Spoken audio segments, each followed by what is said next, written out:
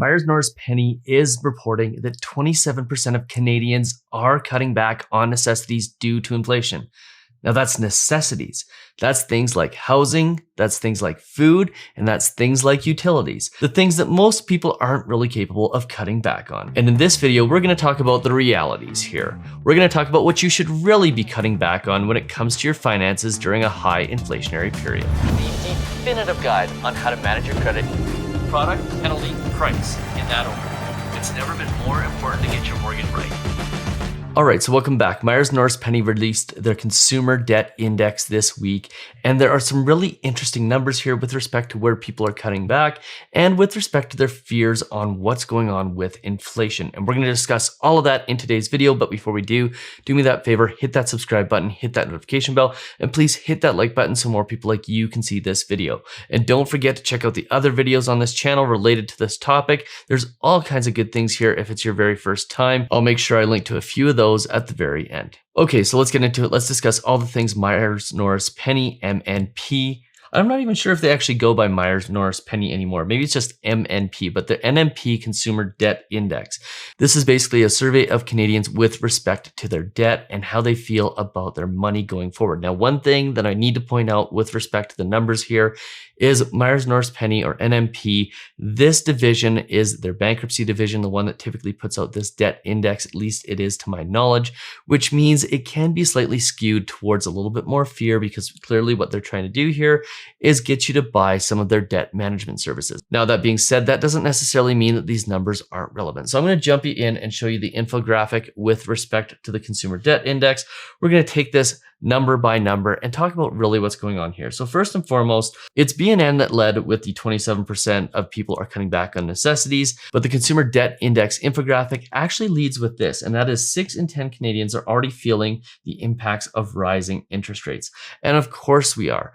Most of the Canadians who bought houses in the last 2 years have purchased with variable or adjustable rate mortgages. The reason why is because the Bank of Canada and the Federal Reserve in the US made it very clear that interest rates weren't going to go up at least until the end of 2023. Surprise, they did.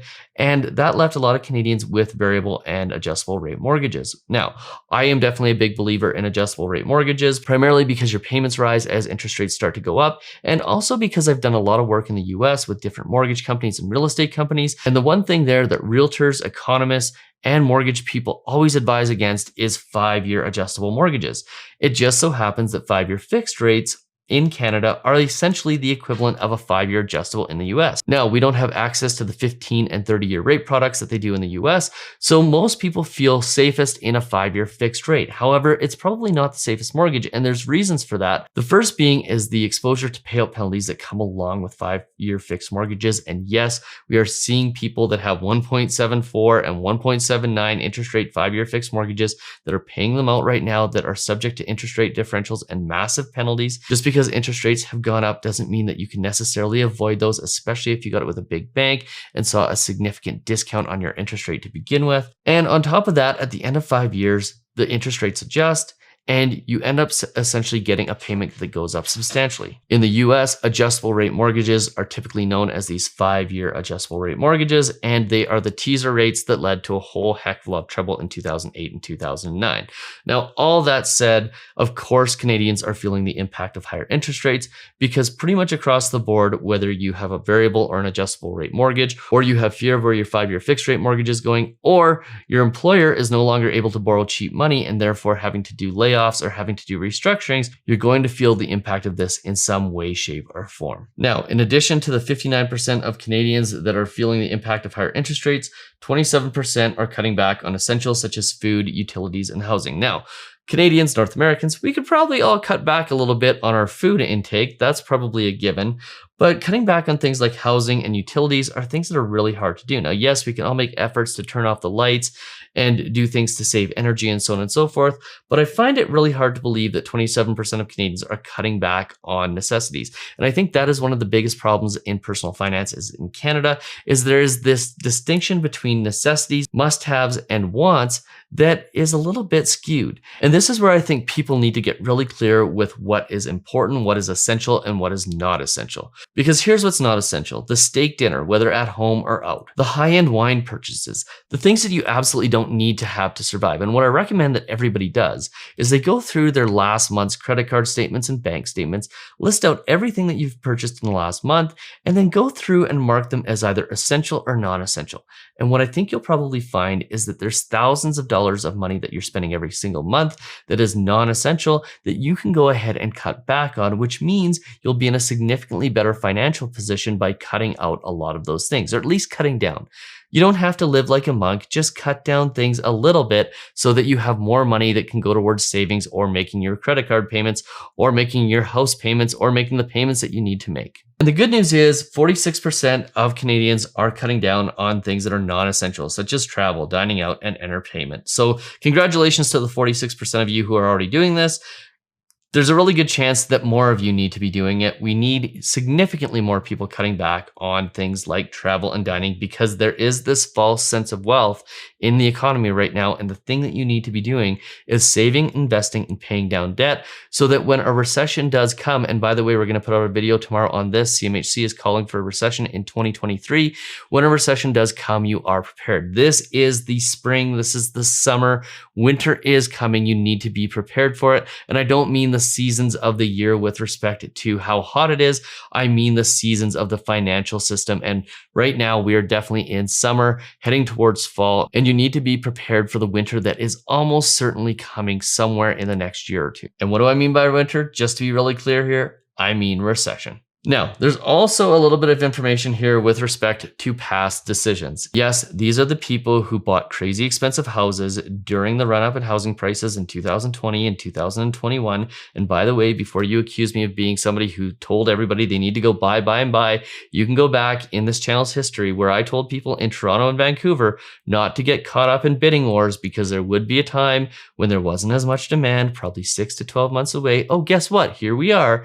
And now is the time where we're starting to see housing prices decline. We're starting to see less demand in the market because obviously there's a ton of buyer fatigue along with higher interest rates. And guess what? If you got into those bidding wars and you bid $100,000, $200,000, $300,000 over list price, you are going to be one of these 41% who are worried about their current debt level and who regret the amount of debt that they've taken out previously. All you had to do was wait. All you had to do was wait and not get into the crazy bidding wars. Because now that the bidding wars are over, there's a really good chance that the real estate market's probably going to stay pretty flat. You'll probably be able to get some deals. But if you bought during those crazy bidding wars, there's a good chance you overpaid for your house and you overpaid for it by a significant amount. And last but not least, Canadians are now worried about the future consequences. 58% are worried about rising interest rates and how that will impact their financial situation. And 55% are expecting to have to take on more debt in order to cover their basic living expenses. Now, this doesn't have to be the case for you. You don't have to take on debt to cover basic living expenses because chances are you probably aren't taking on debt to cover basic living expenses. You're probably taking on debt to cover lifestyle expenses. So what this means is you probably need to rejig your finances. Get rid of the non-essential expenses, or at least most of them. You don't have to be a monk, like I said. Maybe get rid of those massive car loans. You probably don't need that Audi when you can drive the Volkswagen, or that Lexus when you can drive the Toyota. By the way, those manufacturers also make lower price versions of their luxury vehicles that are very well equipped and very nice. For example, my wife and I, we drive Fords. We could drive Lincolns, but the difference between the Lincoln and the Ford is really just a little bit of extra stitching, a little bit of extra luxury, but our Ford vehicles are really, really nice. And they have almost all the luxuries that a Lincoln would have without the massive price tag. So here's the reality of the situation for most people. You're probably spending too much money on non-essential stuff. You might have overbought your house, you might have overbought your car, but the reality here is all you have to do is figure out what the non-essential stuff is, cut those expenses out, and you won't find yourself having to use a company like MNP and their debt restructuring services and their bankruptcy services. This is the time. It's the spring, it's the summer, it's leading into the fall.